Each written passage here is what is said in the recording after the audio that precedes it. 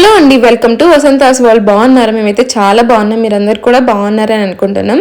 So ఈరోజు మన ఛానల్లో రెసిపీ ఏంటంటే చింతకాయ రోటి పచ్చడి అనమాట. దీన్ని కొన్ని ప్లేసెస్లో చింతకాయ రోటి పచ్చడి అంటారు, ఇంకొన్ని ప్లేసెస్లో ఉప్పు తొక్కు పచ్చడి అంటారు, ఇంకొన్ని ప్లేసెస్లో చింతకాయ తొక్కు పచ్చడి అంటారు. సో మీ సైడ్ ఏమంటారో కామెంట్ చేయండి. సో ఇది ఎలా చేసుకోవాలి ఏంటి అనేది ప్రాసెస్లోకి వెళ్ళిపోదాం. ఇలా మనం ఒక్కసారి పౌడర్ చేసి పెట్టుకున్నామంటే 5 to 10 minutesలో మనం రోటి పచ్చడి చేసేసుకోవచ్చు అనమాట. అంత సింపుల్గా చేసుకోవచ్చు. ఈ ఒక్క పౌడర్ మనం ఎన్ని రోజులైనా స్టోర్ చేసుకోవచ్చు. ఇది ఫ్రిడ్జ్లో కూడా స్టోర్ చేయాల్సిన అవసరం లేదనమాట. బయట పెట్టుకున్నా స్టోర్ చేసేసుకున్నా ఏం కాదు, ఎన్ని రోజులైనా అలాగే ఉంటుంది. సో నేనైతే ఒకసారి చేసి పెట్టుకుంటాను. ఆల్మోస్ట్ నాకు 5 to 6 times వస్తుంది అనమాట. కారంని బట్టి మనం చేసుకునే పచ్చడిని బట్టి నాకైతే ఆల్మోస్ట్ 5 to 6 times వస్తుంది ఇలా ఒక్కసారి మనం పౌడర్ చేసి పెట్టుకుంటే. సో ఇప్పుడు ఆ పౌడర్ ఎలా చేసుకోవాలి ఏంటి అనేది చూపిస్తాను, చూసేయండి. ఫస్ట్ అయితే పల్లీలు తీసుకొని, నేనైతే పల్లీలు 100 grams తీసుకున్నాను.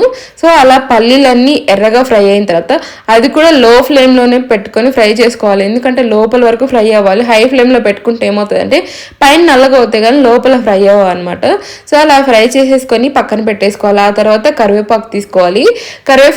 కరివేపాకు 90% ఫ్రై అయిన తర్వాత ఇందులో జీలకర్ర వేసి ఫ్రై చేసేసుకోవాలి. ఇంకా 100%, ఆ 10% ఇక్కడ ఫ్రై అవుతుంది అనమాట. సో అలా ఈ రెండు ఫ్రై చేసేసుకొని ఇందాక పల్లీలు తీసేసుకున్నాం కదా ప్లేట్లోకి, అందులోకి తీసేసుకోవాలి. ఆ తర్వాత మన కారంని బట్టి మిరపకాయలు వేసుకోవాలి. ఇవైతే చప్పగా ఉన్నాయి అందుకని కొంచెం ఎక్కువ వేసాను. బాగా కారంగా ఉంటే ఇన్ని వేసుకోవద్దు, ఎందుకంటే అప్పుడు కొంచెమే పౌడర్ వేసుకోవాల్సి వచ్చింది అనమాట. కొంచెం పౌడర్ ఎక్కువ వేసుకోవాలంటే కారం లేని మిరపకాయలు వేసుకోండి, అప్పుడు టేస్ట్ బాగుంటుంది. సో అలా మిరపకాయలు వేసాక 2 లేదా 3 drops ఆయిల్ వేయండి. వేసాక మనకి ఈ ఫ్రై అవుతే గలగల అనే సౌండ్ వస్తుంది, ఆ సౌండ్ వచ్చే వరకు ఫ్రై చేసుకోండి. ఆ తర్వాత ఇందులో మనకి పచ్చడి ఎంత చేసుకోవాలనుకుంటున్నామో దానికి తగ్గట్టుగా టమాటాలు వేసుకోవాలి. సో టమాటాలు, ఒక ఆనియన్, అలాగే కొంచెం చింతపండు వేసి అందులోనే ఆయిల్ వేసుకొని దీన్ని మగ్గబెట్టేసుకోవాలన్నమాట, మధ్య మధ్యలో కలుపుకుంటూ.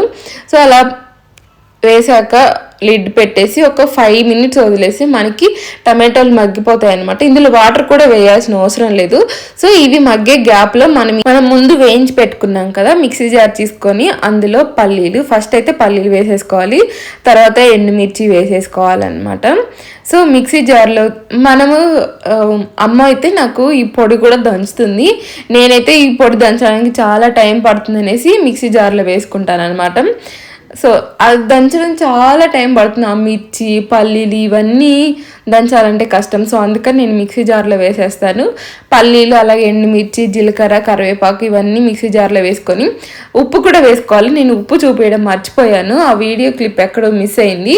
ఉప్పు కూడా వేసుకొని సో మెత్తగా కాకుండా కొంచెం కచ్చా పచ్చగా ఉండేటట్టు మిక్సీ పట్టేసుకోవాలి.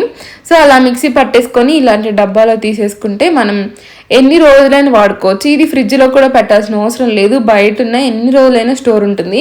నేను ఆల్మోస్ట్ 2 to 3 monthsకి ఒకసారి ఈ పౌడర్ చేసి పెట్టుకుంటాను.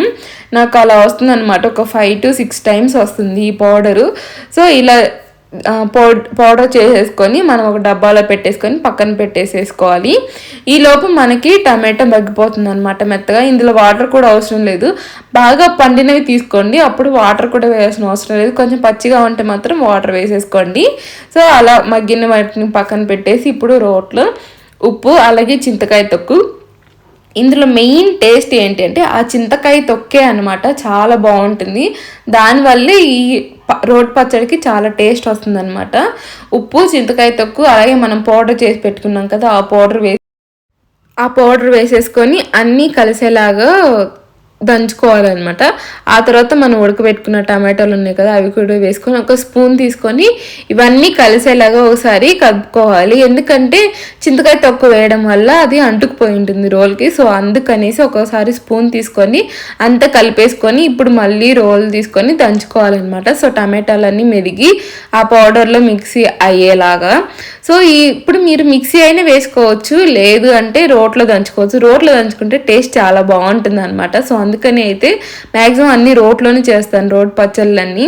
సో ఇప్పుడు కొత్తిమీర, అలాగే ఆనియన్స్, పచ్చి ఆనియన్స్ మీకు ఇష్టం ఉంటే వేసుకోండి, లేదంటే లేదు. కానీ వేసుకుంటే మాత్రం ఇందులో చాలా టేస్టీగా ఉంటుందన్నమాట.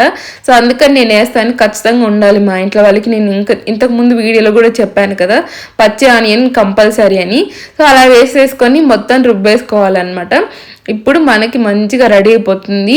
వేడి వేడి అన్నంలో నెయ్యి వేసుకొని తిన్న చాలా బాగుంటుంది. నేనైతే ఇది జొన్న సంగట్లోకి చేశాను.